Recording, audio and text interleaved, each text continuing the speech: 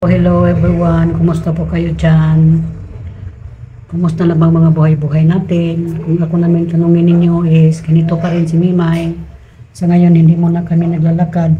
Kasi na, alam niyo na, medyo napapagod si Mimay. At siyempre, kailangan talaga ng budget kapag maglakad guys, no?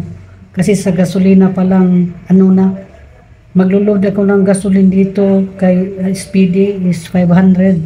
Kasi nga, yung yung gauge niya is tag 3 levels na siya, tapos dagdagan ko na lang back and forth na yan. Mabuti kung na full tank yan sa anak ko, okay lang, pero kung hindi siyempre obligado si Mimay talaga na pagkatapos maipuntahan pa tayo na gusto tayong mag snack, o di ba, kapag maglalakad ako kasama ko si Janelle, siyempre may budget ako dyan ng mga 2K o 3K, ganun yun. So ngayon medyo nag-ingat lang muna sa budget guys, no? Kasi nga napansin ko nga na grabe ang grabe ang gastos, no? Kasi nga wala na talagang mumurahin ngayon guys. Kahit nga diyan sa tabi-tabi ka lang magmimerienda, makagastos ka talaga na wala sa oras. Hello, good morning sa inyo dyan, mga kaibigan ko dito sa online. Lalo na dyan sa Visayas, Luzon, at dito naman sa Mindanao. At mabihira lang po ako dito na magla-live guys, kasi nga napagod si Kamimay. At na-insecure dahil nga kukunti lang naman ang manood sa akin, char. Di, biro lang yan guys.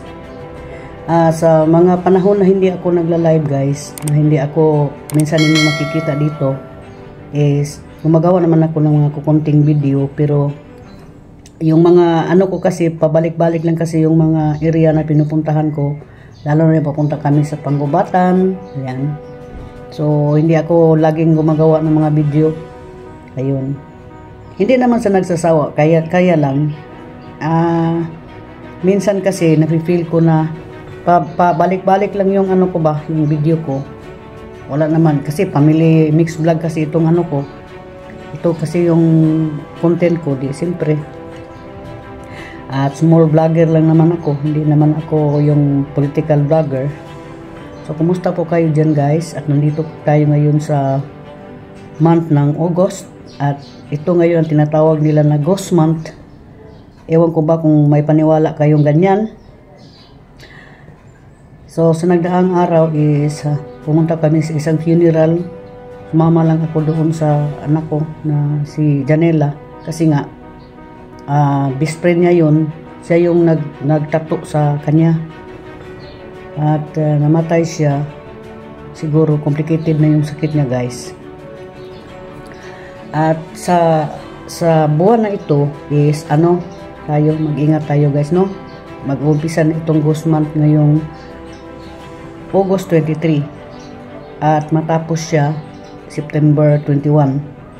Yun ang alam ko, kasi nga minsan nakamonitor ako sa mga ganyan, kasi napansin ko na itong August kasi marami kasing mga bagay-bagay na nangyayari sa tao. Pasensya na kayo guys dito sa sobrang maingay dito sa amin, no?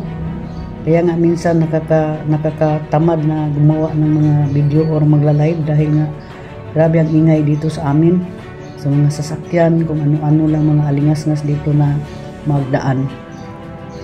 So ayan, naghatid kami doon sa sementeryo, at lumana din ako sa libingan ng mama ko na naligaw kami.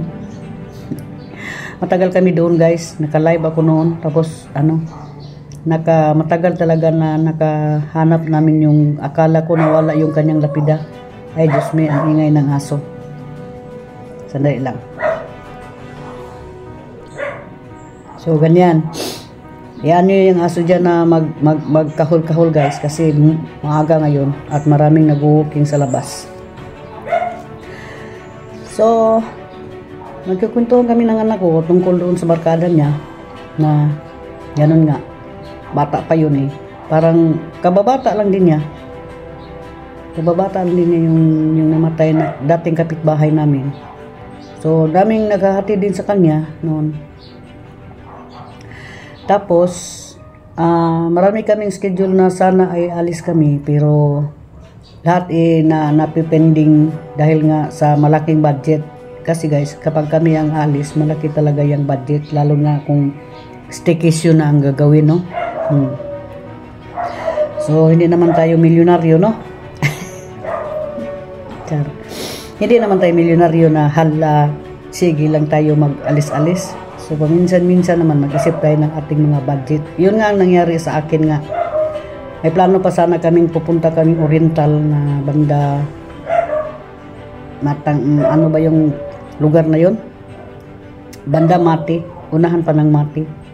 Pero, gidifer na namin kasi nga, ako ang nagdi-differ kasi nga, so, kailangan talaga ng budget doon guys. Halimbawa, punta ka doon, siguro mga may 4K ka, 4K or 5K, yun ang ano mo, yun ang dapat budget mo. Kasi malayo yan dito eh. Kalimitan kasi pag ginagamit namin si Speedy, ako talaga nagpag-gas niyan.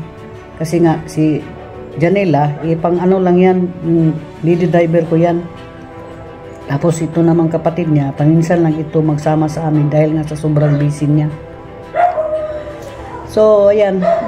At ang kaganapan dito is okay naman yung katawan ko dito guys. Wala naman akong inaambang sakit, inindang sakit. Pero, marami pa sana akong gustong gawin dito sa bahay na hindi ko naman magawa-gawa. Kasi nga,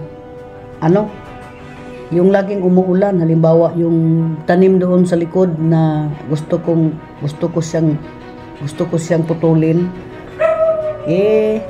Hamog pa ngayon, so wala ako, standby lang. At yung may iniiba pala ako guys, yung halimbawa yung pagkain ko. Tapos ito advice ko ito sa mga ka-senior na katulad ko. Kasi nga yung pagkain ko ng hapunan, lalo na sa hapunan is ginawa ko siya na 7 to 8 ganun. In between 7 to 8 dapat dyan ako mag-dinner, pero mali pala yun guys. So, ginawa ko na siya in between 5 to 6. Ayan, kain na. Mahina na daw yung digestive system.